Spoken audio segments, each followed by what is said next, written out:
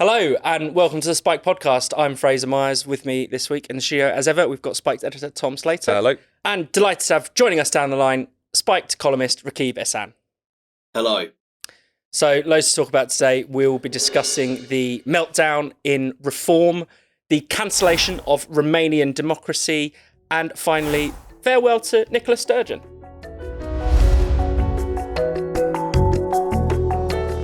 So the Reform Party is in crisis. Not long ago, we were talking about it being at the top of the polls, doing astonishingly well. But Rupert Lowe, one of the MPs, and Nigel Farage have had this spectacular falling out. Tom, I mean, there's a lot more to this story. There's even allegations of criminal behaviour potentially. Do you want to sort of spell out how we got here? No, absolutely. It's incredible how much has happened in the course of a week. But it essentially seemed to have begun with this Casey-led investigation into alleged bullying within Rupert Lowe's constituency and parliamentary office. All claims that have been made against him he strenuously denies.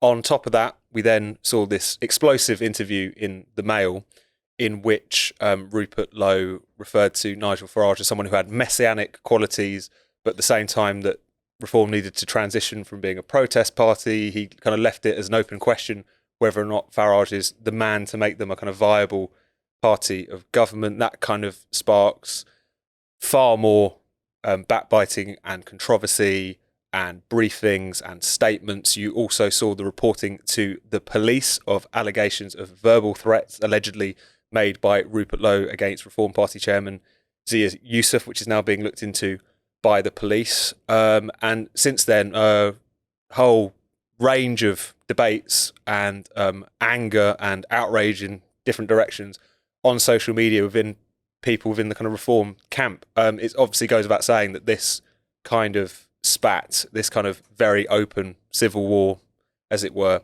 is going to be damaging to any party which wants to present a united front and so on. It's not entirely clear as of this point whether or not this has shown up in the polls. Reform seems to be maintaining a pretty steady position.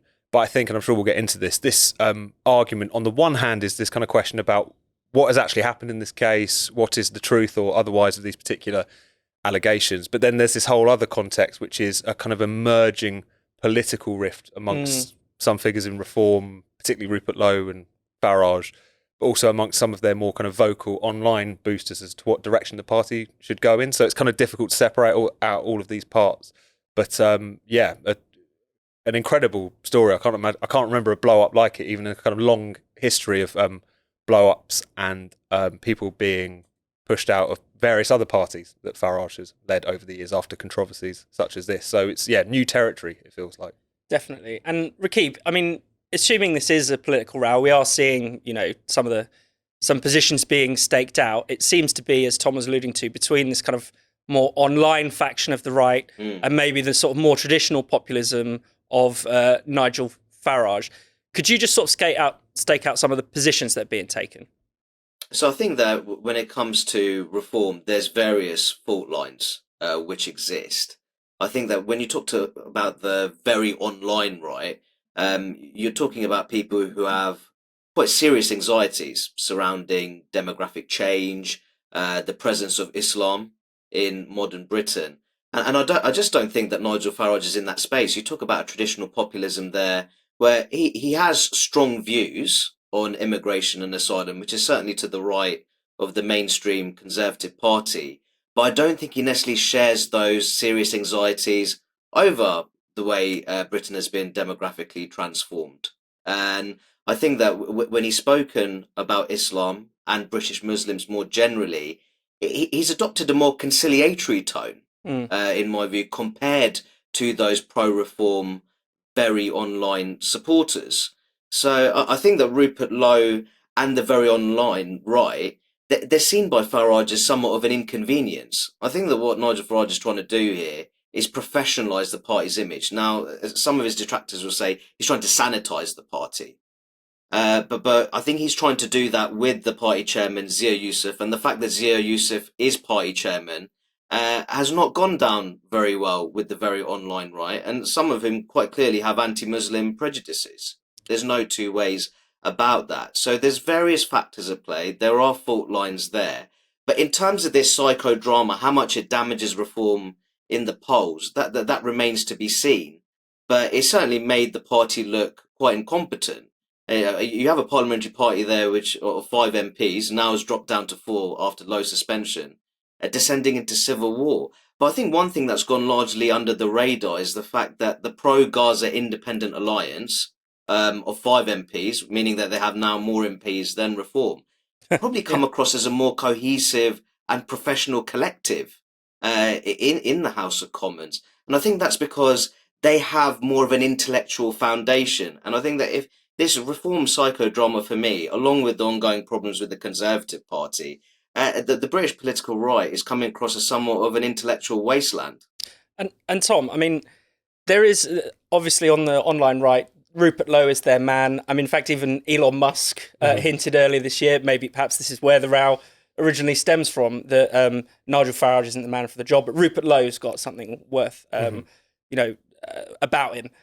But the public has no idea who Rupert Lowe is, whereas they do know Farage. They know what Farage is about, and obviously lots of people like him. I know that's one thing which really needs to be staked out very clearly here, because if you were to just pay attention to what's going on X, you would think that a great oak of British populism had been felled in the form of Rupert Lowe, that this is a kind of suicidal decision by Nigel Farage. But you just look at the polling data. I mean, YouGov polled Reform voters and found that he was the 4th most popular MP amongst the five Reform MPs. They found that 48% of Reform voters didn't even know enough to offer a view on who he was. And if you look at the public at large, that rises to 68%. JL Partners did a poll where they showed a sample of voters a picture of Rupert Lowe, and they found that about 86% of the public had no idea who he was. And this is after his name has been kind of given more prominence than it ever had previously in our kind of political discussion. Meanwhile, 71% of Reform voters had no idea who he was. So even though one could say that having a political party that wants to be a serious contender for government being so kind of top heavy and so reliant on one particular figure in the form of Nigel Farage, that doesn't change the fact that the idea that this is going to do tremendous damage to them because Rupert Lowe is so beloved across the country is plain wrong, and is obviously indicative of the online right making the same kind of mistakes that the online left did about 10 years ago, which is to confuse X for the country, just as the left used to confuse Twitter for the country. Going back to the very beginning, of course, any political candidate should be given due process. Anyone should be given due process. There's a lot within these allegations which are confusing. The kind of sequencing of them will raise a lot of questions. It is worth saying that if you look particularly at these claims that have been given to the Metropolitan Police, I don't think you have to be an unfeeling individual to wonder why Zia Yusuf, a man in his late 30s, was so threatened by the comments made by a man in his late 60s that he waited 3 months to report this to the constabulary. These are reasonable questions to ask, but it clearly does also map over a general political divide and disagreement which has been going on between the kind of Lowe online faction and the Farage kind of party machinery, as it were, in which, once again, I think it's clear which is more on the side of the voters. It's worth remembering that kind of Elon Musk endorsement of Lowe, where when Elon Musk was running around saying that Nigel Farage didn't have what it took to lead the party, and whilst he hadn't heard much about Lowe, he liked the cut of his jib, as it were. It's worth remembering what that row was about. It was about the fact that Nigel Farage was being criticised for being too harsh on Tommy Robinson. Yeah. Whereas Rupert Lowe put out a kind of slightly oddly worded statement which seemed to give Tommy Robinson credit for the work he'd done on the grooming gangs, and basically trying to kind of cut a more conciliatory posture towards Robinson, a man who a very small proportion of the British public have a positive opinion of. So again, I think it's clear that you've got Farage on one side, who, again, the rights and wrongs of this particular spat aside, recognises that the factions within his party who want to either embrace or at least kind of play footsie with more extreme elements within right-wing politics are not only wrong but onto a loser within this. I mean, it is worth saying that in that Daily Mail interview that blew all of this up, in which Rupert Lowe made these comments about Farage and his messianic qualities and so on, there's a quote in there where he talks about what he would do with illegal migrants, where he says that he would put them in a tented encampment with the minimum of food on like on an island off the coast of England and Scotland and let the midges do the rest. This is not the language of someone who is just airing reasonable concerns about illegal migration and the need to deal with foreign criminals. This is clearly broaching into a pretty unsavoury kind of territory, and something that probably would have been the focus for a lot of political discussion if the story wasn't infighting within Reform, rather than these particular comments that have been made. I mean, there's been a lot of discussion about Ben Habib as well, the kind of former co-deputy leader of Reform, who was, had his position taken away when Farage came back. Farage made it pretty clear that he didn't have much time for Habib. Many people saying that was largely about Habib's criticisms of the party for not being particularly democratic, for being very top-down, for being then a limited company. Supposedly it's been democratised since then, but a lot of people are still not convinced that that's actually taken place. But I also saw Ben Habib on Talk TV one day suggesting that what the Reform policy would be about Channel boats migrants would be that they would push the boats back, and that if the dinghy in question refused to turn back, or if, as sometimes happens, the migrants jumped into the sea in order to evade capture, he would at first give them another dinghy in order to try and continue the operation. And when pushed by Julia Hartley-Brewer as to whether or not they should be allowed to drown, he basically said yes. He said we shouldn't infantilise these people. These are unpleasant positions to hold. These are not positions which are going to endear you to a large amount of the British electorate. So the idea being put about by this kind of faction that actually the real answer is a breakaway party and that Farage is a busted flush, that he's become woke, he's like a squish liberal or whatever. It's as much as anything else, it's out of touch with reality and out of touch from where the British public are, who are concerned about migration, but they don't want to indulge in this kind of nonsense, I don't think. Yeah, I mean, it's almost, you could call it vice signalling, couldn't you, Rakib? I mean, but maybe they do hold these views, but certainly the public doesn't want to see people dying in the channel. They want to have a sensible, robust immigration policy. That's very different from what it seems to be being proposed by some on the right of Reform. No, absolutely. I think the mainstream public opinion in the UK is to support a well-managed immigration system, controlled immigration, which is based on quantity and quality control, and to have a more selective asylum policy, which should be prioritising women and girls who are currently being left by the wayside because of male-dominated illegal migration on the English South Coast. And I think that is the position that an insurgent challenger party of the right, such as Reform, should hold. But I think a lot of what we've discussed, a lot of this is just, as you say, vice signalling. It's a huge distraction. But I think that when the average members of the British public hear those kind of statements, they're more likely to be repelled by Reform as opposed to being attracted to it. And I think that Nigel Farage understands that. Now, don't get me wrong, I don't think Reform should be some kind of one-man band.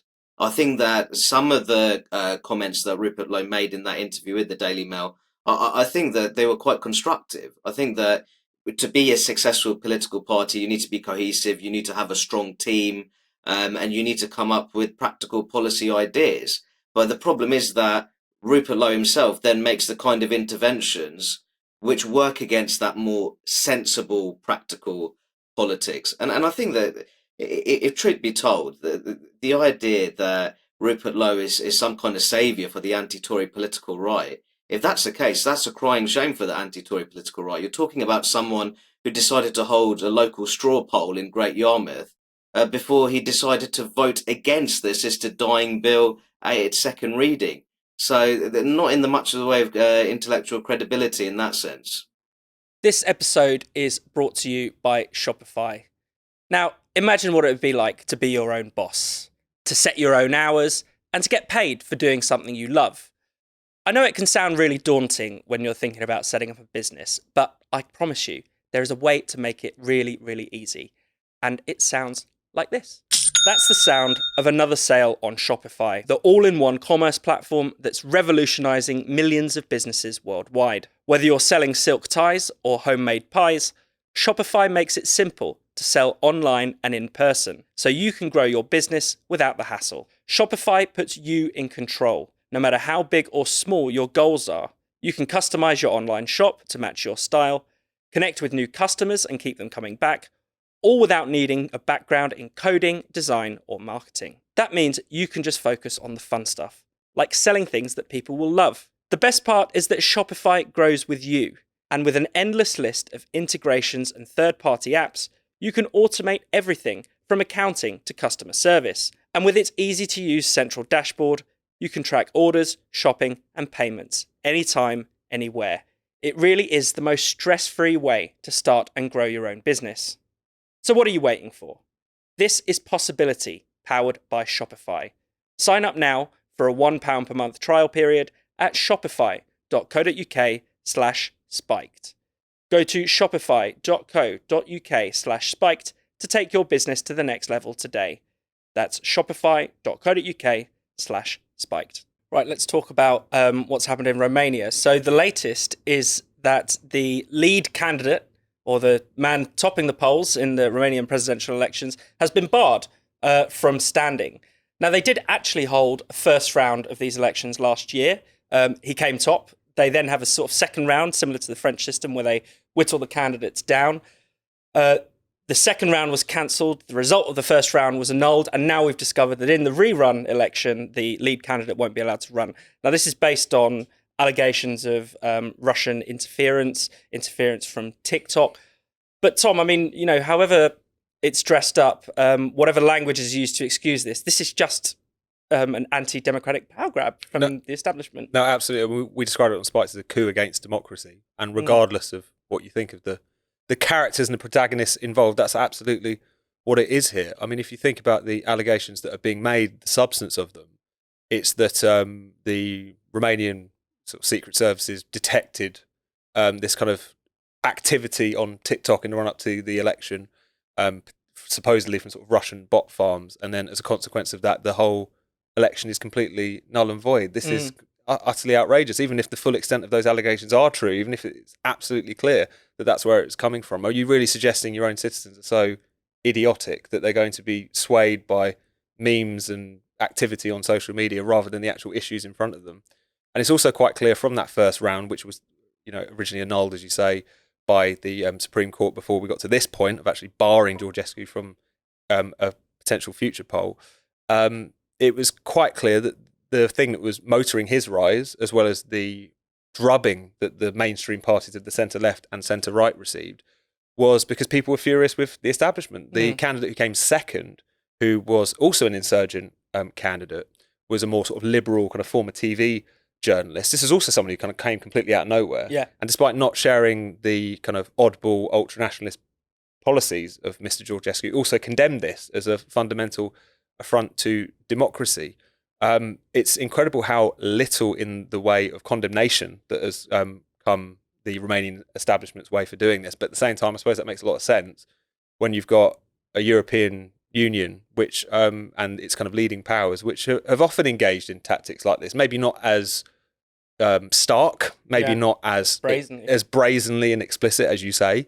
But I dare say there'll be some people within Brussels who are looking on what was going on in Romania in terms of crushing this insurgent with a certain amount of envy and thinking maybe there's tips to be gained from that. So it's as I say, it's an outrageous affront to democracy, but it feels like the kind of continuation, the kind of logical endpoint of what has been going on the European mainland for quite some time now. Definitely. And on the EU front, we did have Thierry Breton, who by that point had retired as an EU commissioner, but he basically endorsed this. He said this is ahead of the German elections that, maybe we could look into doing something similar there if the AfD were to have won those elections. So there's clearly, there is an anti-democratic mood in the EU, and some EU leaders are more willing to say that explicitly than others. Rakib?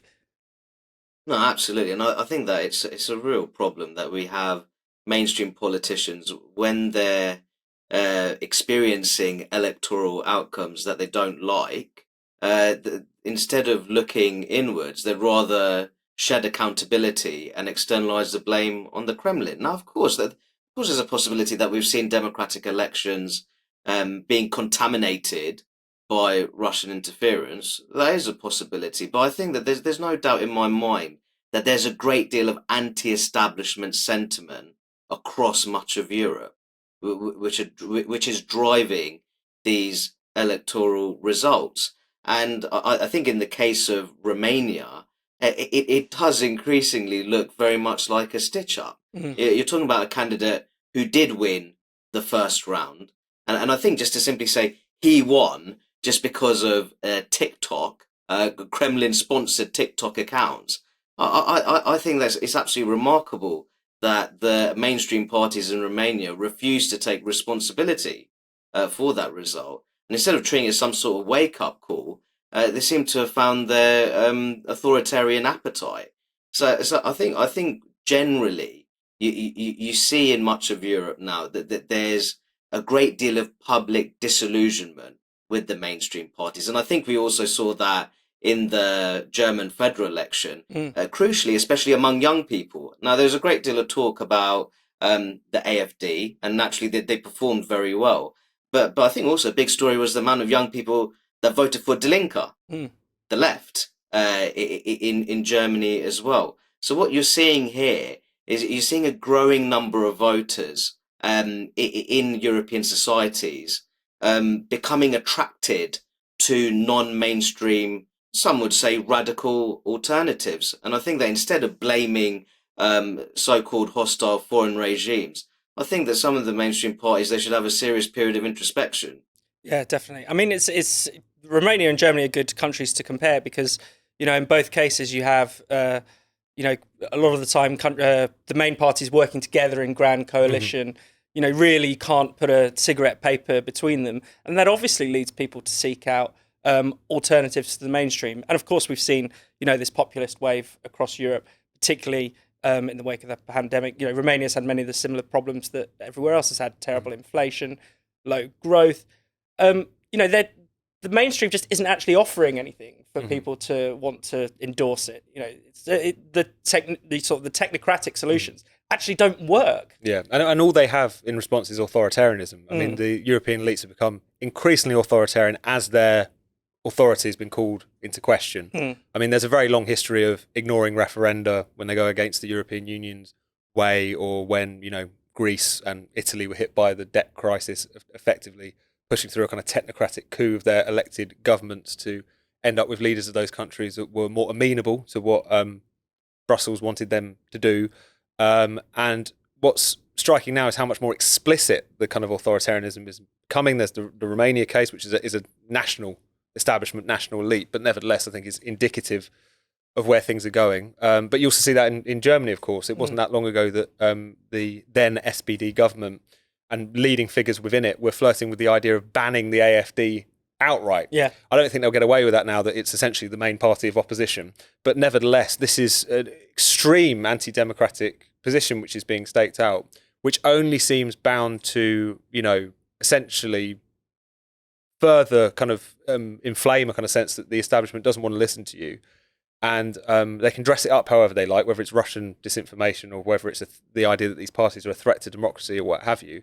But if you're in the business of cancelling elections or banning political parties, I think we all know who the primary threat to democracy actually is. The question that we always ask about kind of the technocratic elites is there ever going to be a point in which they're going to wake up and smell the coffee? Like, just try to make some adjustment to what voters are actually concerned about, recognise how fundamentally illegitimate their regimes are, and particularly across the EU, which is a technocratic, anti-democratic institution by design. But apart from maybe around the edges, there's no indication of that, I wouldn't say. This episode is sponsored by Surfshark. Now, at Spiked, we believe in free speech and open debate. But on the internet, real freedom needs a lot more than that. It means you need to be able to access unrestricted data. You need to be able to visit websites without being tracked. And finally, you need to know that all of your data is protected from various hackers and governments. That's why I use Surfshark VPN whenever I'm browsing the web. Surfshark VPN helps keep my internet private, secure, and unrestricted. These days, so much of what we do online is tracked, whether it's by websites, advertisers, or even your internet provider. Surfshark helps put you back in control. It encrypts your connection, keeping your browsing habits private and secure. And with Surfshark's no logs policy, your data stays yours. It's never stored or shared. And it's not just about security either. Surfshark can help you save money by avoiding location-based price differences. Have you ever noticed how flights or hotel prices seem to change depending on where you're searching from? With Surfshark, you can browse from different virtual locations to find the best deals, so you're always getting the best price. If that appeals, you'll also love Surfshark Alert. It scans the web for any leaks of your personal data, like passwords, credit card info, and even your government ID, and lets you know right away so you can take action. That way, you don't have to worry about anyone stealing your sensitive information. So, take back control of your online experience today with Surfshark VPN. Try Surfshark and enjoy a 30-day money-back guarantee. Listeners can even get 4 extra months when you go to the link. So, go to surfshark.com/spiked or follow the link in the description to get a bonus 4 months of Surfshark. And finally, Nicola Sturgeon has announced that she's resigning as an MSP. Many people might not have been aware that she was still on. She hardly ever turned up in Parliament. She was also subjected to a protest at the weekend during International Women's Day. I mean, imagine the gall, Tom. Someone who has set out to destroy the rights of women in Scotland appearing at a day on behalf of for International Women's Day.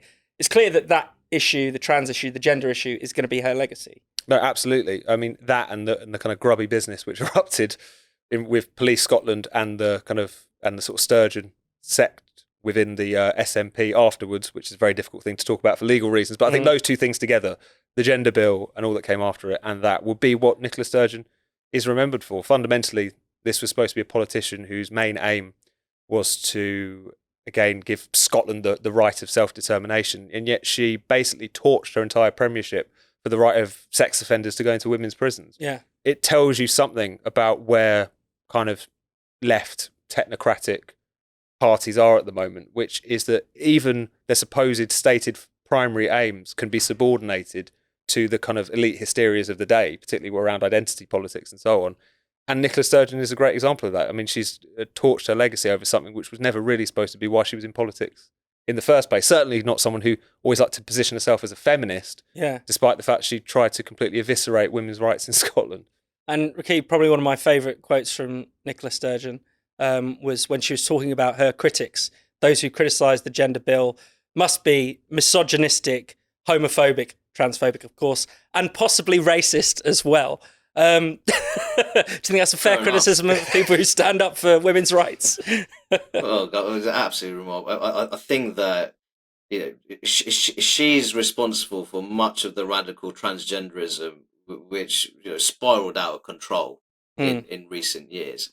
And I think her legacy is actually a very poor one. I think she's left the Scottish independence movement in fairly weak condition. I'm quite pleased about that because I'm a unionist. But I think that this idea that she has been a defender of women's rights, she's been the exact opposite, in my view. I think that a lot of the gender identitarian politics that she peddled, especially as leader of the SNP, it threatened women's rights, and she clearly didn't seem to understand those perfectly legitimate concerns when it came to sensitive female-only spaces such as rape crisis centres, domestic violence sanctuaries, women's prisons as well, especially with the Isla Bryson case. So I think that overall her political legacy is a very poor one. Tom's obviously talked about that grubby business. We won't get into that too much. But overall, I think that here was a politician who much of the mainstream liberal media thought she was a sensible politician. She was polished, a sophisticated politician. But I'll have to strongly disagree with them on that one. And Tom, it feels like Nicola Sturgeon is a piece of a certain type of politician that they all seem to be on the way out. We've just had Justin Trudeau has left Canada. Jacinda Ardern has been gone for a while. That sort of woke, technocratic, but also authoritarian type. Absolutely. I think the authoritarianism is one of the main through lines of regime like Sturgeon's or Trudeau's or so on. These people who generally get presented as liberal, small L or large L, depending on the party that you're talking about, and yet have been fundamentally illiberal. I mean, the SNP is a great example of this. It's almost as soon as they get into power, despite presenting themselves as people who think Scots and their rights should be respected and that they should have self-determination and so on, didn't think that Scots should be trusted to raise their own children, that there should be this named person scheme. We had a state-approved guardian for every child in the country, who one of the first things they did when they got in power was to ban offensive football chants, who, of course, introduced this hate crime act, which criminalised even, dinner table conversations. The authoritarianism is very much deep, and I think, as well as the idea that these people are in any sense kind of liberal doesn't make any sense, but also the idea that they're progressive when they're going around suggesting that women who complain about men invading their spaces, that dogged campaigners for women's rights, are concerned about the presence of a double rapist in a women's prison. The fact that she was the politician who was saying these people are not only wrong, but they're malign, that they're hate-filled and whatever, just shows you what a topsy-turvy world we now live in, which is, again, putting the rapist in a women's prison is the respectable, progressive position to hold. It's crazy, but I'm always struck by how kind of carried away by these things people can be, even having, like in Nicola Sturgeon's case, only seeming to kind of become preoccupied with that issue not that long ago. Yeah. Thank you so much for watching the Spiked podcast. We'll be back at the same time next week. In the meantime, why not subscribe to Spike's YouTube channel and then click the bell so you're always alerted whenever there's some new content. Spiked is producing more videos than ever, from podcasts like this one to interviews to our series of polemics. You really, really don't want to miss out on it. Plus, to get your daily dose of Spiked, just go to spiked-online.com. That's our website at spiked-online.com.